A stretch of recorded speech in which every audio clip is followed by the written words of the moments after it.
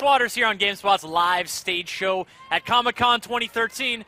Joining me is a guy, if you watched E3 coverage, you would have seen him. Aaron and I met there. He's the brand manager for Sonic the Hedgehog. Maybe you've heard of him, one of gaming's biggest icons. Aaron, welcome to the show. Thank you very much. It's good to see you again. Yeah, likewise. Good to be here. How's the Blue Blur doing here at Comic-Con? Well, Sonic is doing great. We've got Sonic Lost World all over the place here, and I hear a few people have actually seen Sonic walking around here at Comic-Con. Oh, really? Yeah. So rumor has it he might be showing up, and maybe Mario making an appearance at some point. I don't know. It's crazy. They gonna compete in feats of strength and agility? And Olympic stuff like that. I don't know. I gotta tell you, I was walking around the show floor on preview night, looking for my T-shirts, and one of the booths was selling a belt buckle that had Sonic spinner, like it was him curled up, and then you would spin the thing, and the little He's Sonic doing like logo a spin dash, right? Yeah, I've seen that. I'm glad that you know about it. I didn't just rat these guys out, and you're going to go over there and drop the brand management hammer. That on is them. Officially licensed, so I encourage everyone, if you want a custom Sonic belt buckle that does a spin dash, go get it. That's cool. They got it here on the show floor. But Sonic Lost Worlds, we took a look at it during E3, and we saw some of the new levels. You guys are showing off. We're going to take a quick look at those again, just to sort of see how they're coming along. Yeah. And so give us a place here. I mean, is this we're in the Green Hill Zone again? Yeah, so we're taking a look. This is the updated Windy Hill Zone. It's got a lot of nostalgic references to kind of Green Hill, and as you can see, the level itself is completely three-dimensional, so we can go on top of the level, we can go underneath the level, and that's something it's a giant tube. It is. And the piranhas. Gotta love them. And those fish, yeah, and that snail. And all these robots you're seeing are references to badniks from previous Sonic games. I know we talked about it previously, but for those people that maybe haven't seen that interview, the biggest thing that we've changed is Sonic's speed. So when you walk around, that's normal speed. When you hold the right trigger, he goes into a run speed. And when you're running, you can do parkour moves now. So you can run on walls, you can run up walls, you can vault over objects like that. There's the wall run just there. And so that's really awesome for us in that we've really changed the Sonic formula to allow the player to keep going, to have constant momentum. So you don't hit a tree or hit a wall, and it's like dead stop anymore. Because a lot of people are like, I can't control Sonic when he goes super fast, and people love going fast, right? But how fun is it if you can't control the game? There needs to be a limit, right, to this fastness. I'm glad you guys are, sort of getting to the point where you can, calibrate it right, so it creates that kind of gameplay where you can appreciate the speed, but also you don't feel like the speed is overwhelming or up on top of you. Exactly, and that's the big thing with this is speed is your reward, right? If you know what you're doing, you can really take off and do a great job. But if you just run around going as fast as you can without knowing where you're going, you're going to hit a trap or a spike or something like that. So, and now we're just demonstrating that by sprinting directly into a tree. So oh no, he's trying to do that. Okay. So that's a great example right there. So if you're doing the spin dash, for example, which is the fastest move you can do in the game, you can't parkour. So there are certain penalties in a sense for trying to use that spin dash or just abuse that to constantly go really fast. You have to be using the run to trigger the parkour in the game, which is kind of a nice tweak, I think. Here, you can actually see some stuff popping up there. That's a tutorial option popping up. Oh, okay, yeah, because we're playing this on the Wii U. That's right, that's right. Is this a Wii U exclusive? It is actually a Nintendo exclusive. It's on the Wii U and it's on the 3DS. Probably the coolest part about that. Sonic the Hedgehog Nintendo exclusive. I know, right? How's that, children of the 90s? I know. I grew up in the 90s, man. I was like the kid on the playground, man, Sonic all the way, and then I would go home down and play making Mario. Buzzing noises, I'm going to go so fast when I stand up. Yeah, that's exactly it. So it's actually really exciting for us. I mean, Sega has announced a 3-title partnership with Nintendo. Yep. And the first game in that series is the Mario and Sonic game. It's coming out this fall. And then the second game is Sonic Lost World. And the third game I can't talk about yet. That's game is still a secret. Mystery game. Still a secret, yes, but stay tuned. We know everyone's very curious about that. So right here in this part of the level, we're kicking this bell around. This is like a collectible, or will become a collectible if we can hit it enough times. It's like a mini challenge in the level. Oh, interesting. Yeah, as he goes up the tree here, it's going to turn into a red star ring. And that's one of 5 collectibles in every level are those red star rings. And so it adds a lot of replay value to want to go back and keep checking out a level and keep finding those red star rings. And later on in the game, that's going to unlock some stuff. I won't say what just yet, but at some point. I was going to say, what's the reward? I mean, triumphing over adversity is its own reward to some extent, but it is, yeah. This is, you guys have got stuff in store. Absolutely. This is this looks like a giant water wheel, windmill type situation. Something like that, yeah. And you notice he just did the parkour up that wall, just like that right there. He's doing it again. And Sonic can grab onto the ledges as he's demonstrating right there. And those ledges are kind of nice because previous Sonic games, you would get up to a ledge and then you would hit it. And if you weren't landing on top of it, you just fall straight down. Yeah. And sometimes to your death. Sonic's not trying to reach out and grab something, but now he is. Now he is. He's reaching out, and it's really nice for those clutch moments when you are missing a ledge and you're falling off. And you're like, oh man, and he grabs on, and you're like, oh, thank goodness, that can finally happen in a Sonic game. So it's been a long time.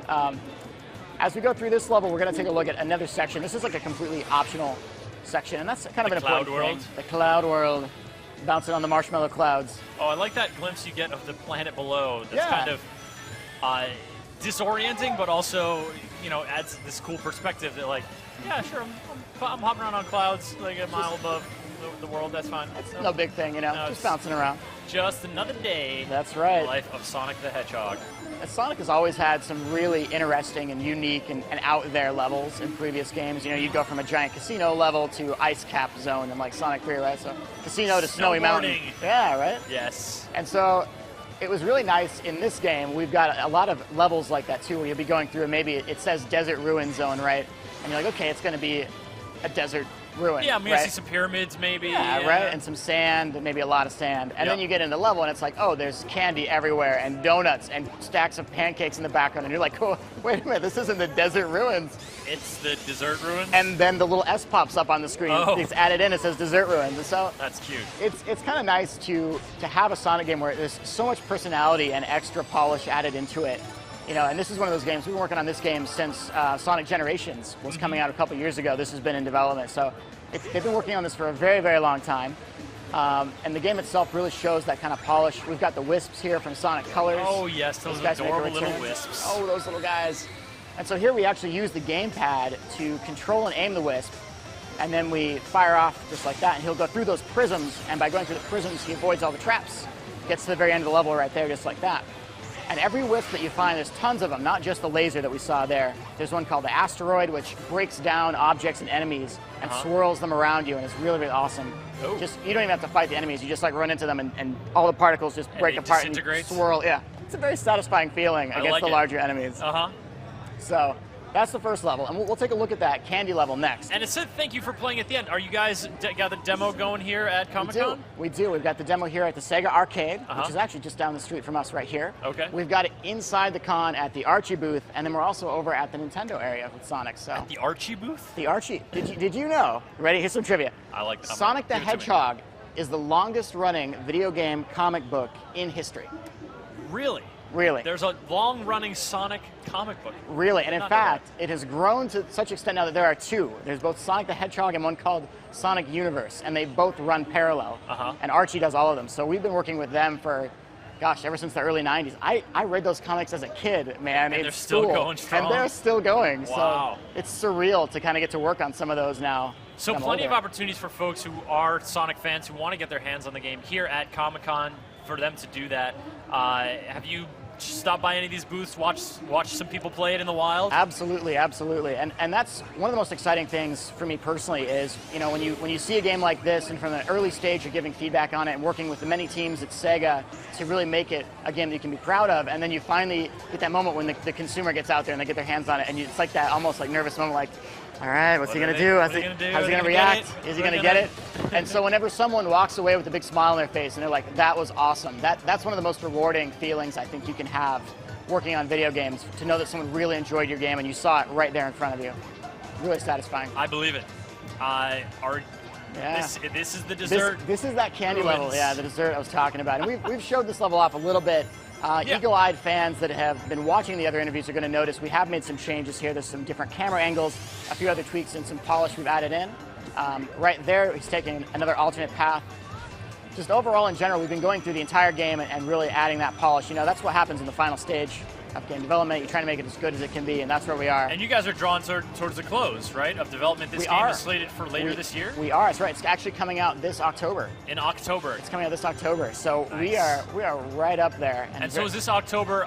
We're obviously seeing the Wii U version right now, but you said it was a Nintendo exclusive, so there's a 3DS version as well? There is, and I'll tell you a little bit about that. So the 3DS version plays very similar to the Wii U version. So it's got similar features in that you can walk, you can hold the right trigger to run, you've got the double jump, homing attack. But the cool part is that every level on the 3DS is different. So when you're really good at the Wii U version, you can kind of translate those skills over to 3DS. When you pick up that 3DS version later, you're like, oh, I know exactly what I'm doing here. But whenever you play the level, the nice part is every single level is different. Every level is brand new. So that's very nice for us from a content perspective. Yeah. So you just get the chance to flex your creative muscle all the more and create more spots to shoot Sonic around through cannons. In many ways. We love those cannons, man, let me tell you. We They are also fun. love cookies and donuts and pancakes, and if anyone wants to bring some sweets by the Sega Arcade, I mean, you know, we're not going to complain. I'm not saying that Aaron is promising you'll get a copy of the game early, but, you know. I mean, but, you know, if you want to mail some desserts to us at Sega, hey. Bribery can be very powerful, especially when it's laced with sugar. Like stacks of pancakes that we see in the background here, right? All right, so it's been like Twizzlers and whatnot. It's been all this gummy candy and cookies and truffles. bonbons. Yeah. I gotta say, pancakes with syrup on it doesn't really seem to fit in. Well, I gotta tell you, man, as all the diabetics of the world will tell you, if you're looking for a source of carbohydrates, in fact, sugar, you know, in syrup is probably one of the most potent ways that you'll find. So I think actually of all of these things that we're looking at here, you'll find more carbs in that syrup on those pancakes than you will in any of those truffles. Man, you are just full of fun facts, Aaron. I love it. I try, man. I try.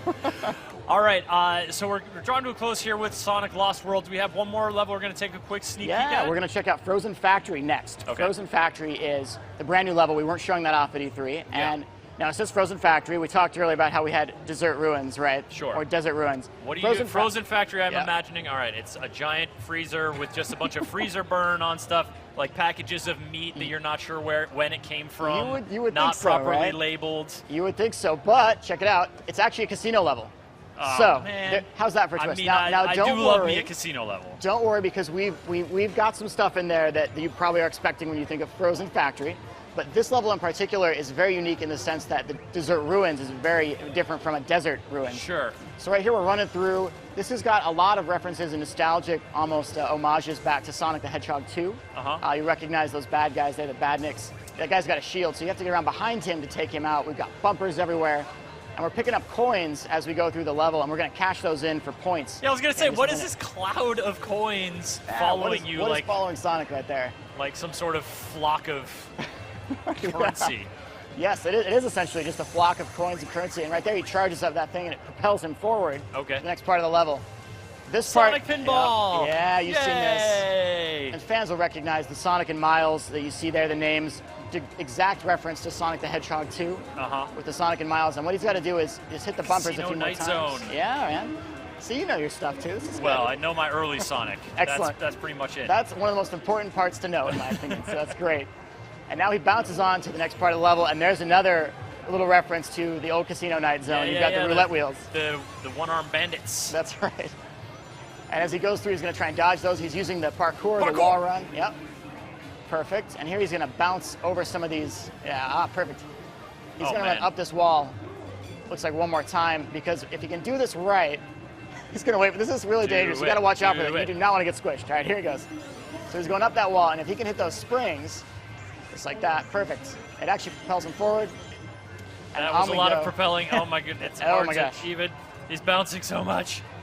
So we're going to count down the numbers here. If he gets the numbers in proper order, 3, 2, 1, then he's going to get an extra life, another little mini challenge, just extra stuff. And he can kick enemies into other enemies. So those big shield guys, you just kick another enemy into it using the Y button, and you'll wipe it out. I mean, from an enemy perspective. You know, it is a little rude, but these guys are bringing guns so and shields and stuff, and that's kind of unfair, right? Sonic only has, like, spikes, so I feel like it's all right.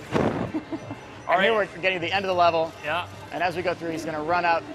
Oh, you got another bell to kick around. He's got a bell, and those are lasers around it. He doesn't want to touch those things. Those are going to electrocute him. Come on, touching lasers is the coolest. All right, Aaron. I hear all the cool kids, yeah. As we draw Sonic Lost World to a close, give the folks, again, when this game's coming out in October. That's right, coming out this October exclusively on the Nintendo Wii U and 3DS. Fantastic, Aaron. Thank you so much for coming by the stage. Thank you very much. All right, folks. GameSpot's coverage of San Diego Comic-Con 2013 continues. We're tossing it over to Homer Rabara, who took a look at the Viz Media booth here on the show floor.